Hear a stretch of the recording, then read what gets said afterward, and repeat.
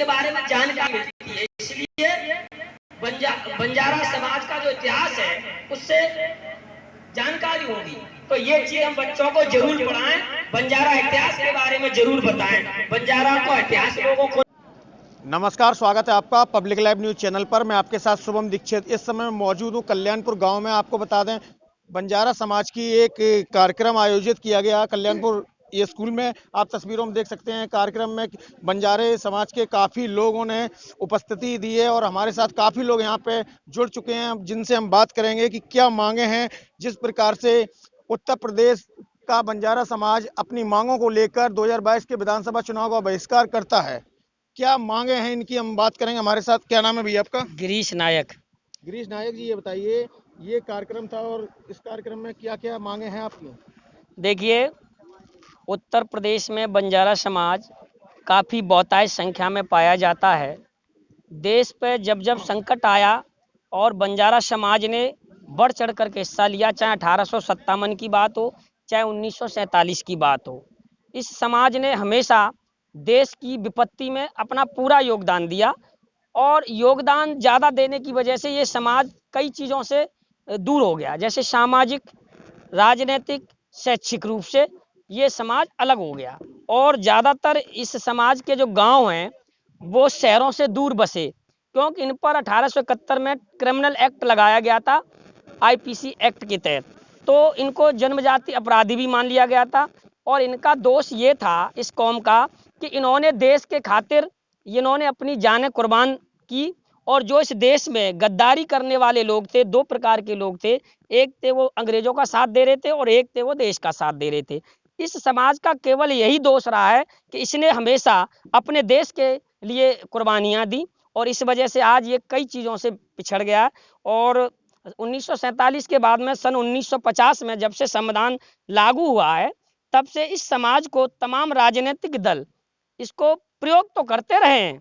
प्रयोग करने के बाद में इसको आज तक मूलभूत जो सुविधाएं होनी चाहिए, संवैधानिक अधिकार होना चाहिए, जो हर आदमी का अधिकार हो, उससे भी वंचित रखा है। आज भी बंजारा समाज के बहुत बड़े बड़े गांव हैं जिनमें 4000 5000 तक की आबादी के गांव पाए जाते हैं। वो आज भी डेरा या मजरा के नाम से जाने जाते हैं, आज भी राजस्व गांव नहीं है। हमारी एक पहली मांग है कि बंजारा समाज के जो गाँव हैं उत्तर प्रदेश में, उसको सर्वे के आधार पर उनको राजस्व गांव घोषित किया जाए। दूसरी बात, ये बंजारा समाज जो आदिकाल और पुराने प्राचीन काल से मूल निवासी है इस देश का, और मूल निवासी होने के बावजूद भी इसको आज तक जो हक मिलना चाहिए। तो आगे आपकी क्या वो रहेगी? हमारा तो जैसा मेरे अभी साथी गिरीश जी ने बताया, हम लोग अभी ये तय करने वाले हैं कि इस आंदोलन को लंबा खींचेंगे, चाहे हमको इसको लोकसभा तक लेके जाना पड़े। जिला पंचायत के प्रधानी के जो भी आगे आने वाले चुनाव हैं, हमारा समाज लगातार उसका बहिष्कार करेगा। जैसा कि आपने देखा था, हमारे साथ यहाँ पे और भी लोग बंजारा समाज के लोग मौजूद हैं, उनसे बात करेंगे। क्या नाम है आपका? हमारा नाम होम सिंह, ग्राम प्रधान, कल्याणपुर, महानेपुर, नरेनी। क्या कहना चाहेंगे प्रधान जी, आज ये कार्यक्रम आयोजित हुआ है बंजारा समाज की तरफ से? हम ये कहना चाहते हैं आपके चैनल के माध्यम से कि आज सन 47 से अभी तक बंजारा समाज का पूरे उत्तर प्रदेश में क्या पूरे भारत में शोषण हुआ है।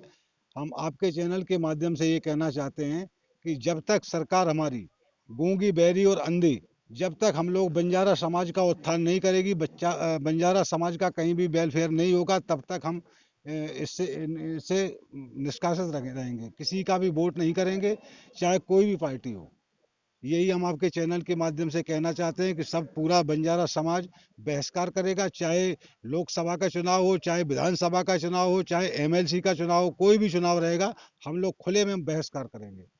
यदि हमारी भागीदारी, जिस सरकार ने हमको अगर भागीदारी दी तो हम उसका साथ दे सकते हैं। जब तक बंजारा समाज को सरकार हमारी मांग पूर्ण नहीं करेगी, तब तक बहिष्कार में रहेंगे। 2022 विधानसभा चुनाव नजदीक है। 20 तारीख को एग्जाम होने और 10 तारीख को रिजल्ट आना है क्लियर की किसी सरकार बनेगी। आप मतलब किस सरकार पे ये वोट करना चाहोगे कि किस सरकार आपके समाज के लिए हित में काम कर सकती है? देखिए, अभी हम किसी भी सरकार के पक्ष में नहीं है। क्यों नहीं है कि हमने सपा का भी राज देखा, कांग्रेस का भी देखा, बीजेपी का भी देख रहे हैं।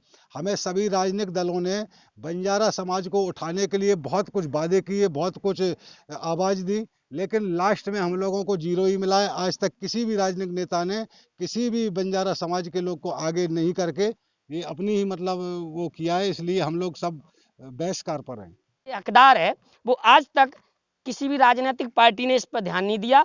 और हमारी फाइल कई बार हम लोगों ने प्रयास किया, कई पार्टियों से प्रयास किया, उन्होंने वोट के चक्कर में हमारा लीपा पोती तो कर दी, लेकिन आरजीआई में जो केंद्र में हमारी जनजाति कार्य मंत्रालय में हमारी फाइल अटकी हुई है, उस पर किसी भी संसद के लोगों ने आज तक उस पर बहस नहीं की। और बंजारा समाज आदिवासी समाज है, जिसका खान पान रहन सहन आज भी विमुक्त गुमंतु की तरह है।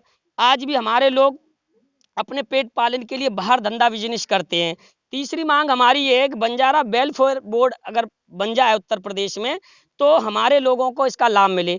चौथी बात यह है कि बंजारा समाज एक ही देश में रहने वाला, एक ही भाषा बोलने वाला, एक ही संस्कृति में रहने वाला, लेकिन महाराष्ट्र का बंजारा को एसटी में दर्जा दे रखा है, और गुजरात का बीसी में, कहीं एससी में, कहीं क्या, इस तरह एक ही देश का और एक ही वंश का जो बंजारा समाज है, इसको राजनीतिक पार्टियों ने अलग अलग तोड़ने का काम किया है। हमको अलग अलग कैटेगरी में डालकर हमको अलग अलग विघटन करने का काम किया है। ये कहीं न कहीं षड्यंत्र हम लोगों को लगता है।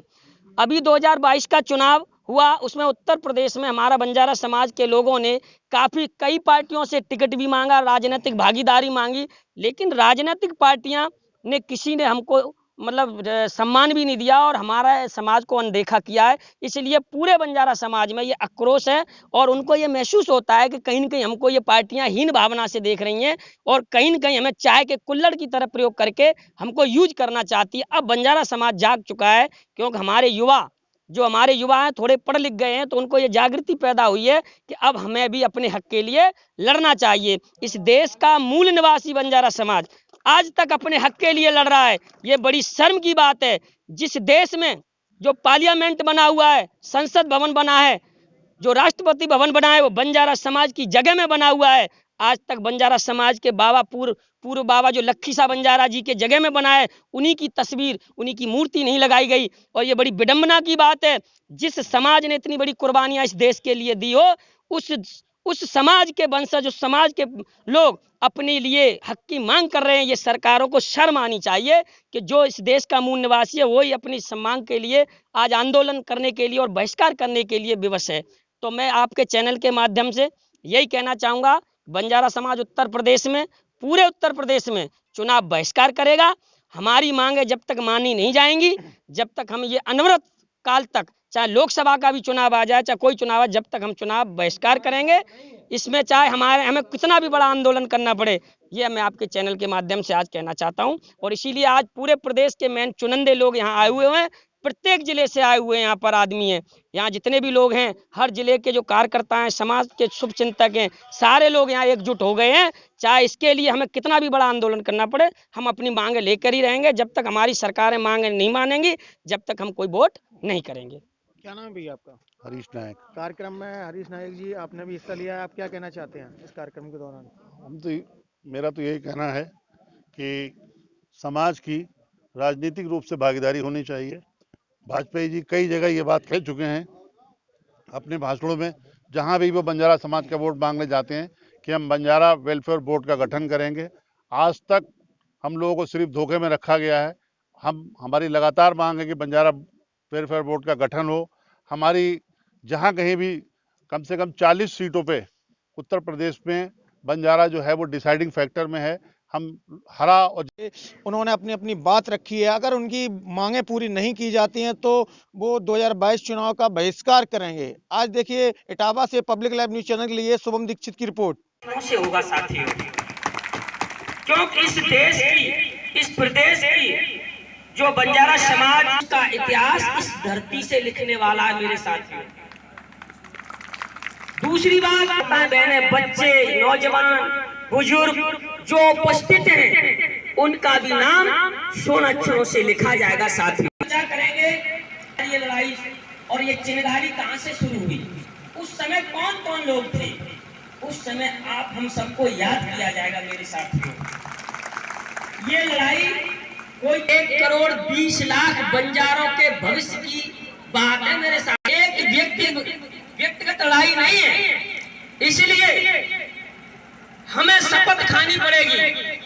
इस लड़ाई में हमारी जानें भी जा सकती हैं। इस लड़ाई में हम पर मुकदमा भी पहुंचाने का काम करेंगे साथी।